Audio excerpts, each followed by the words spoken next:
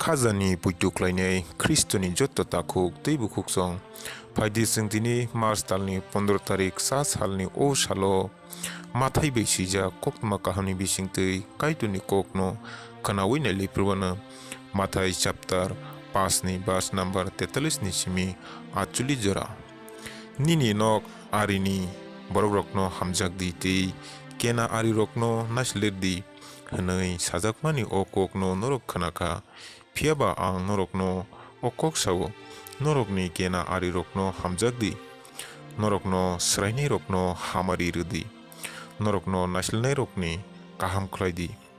norokni hamya khlainai rokni bagai tei satunai rokni bagai suri sandi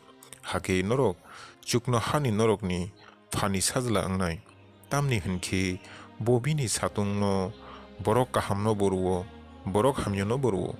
pia kaham khlainai rokno bo watiruo hamya khlainai nobo ruo norokno hamjaknai rokno simi norok hamjakhe kaitur tamo ongoi norokno sokadrnai tax romnai rokbo abutui hamjak laibla norokni borokrok bai simi kok salaikhe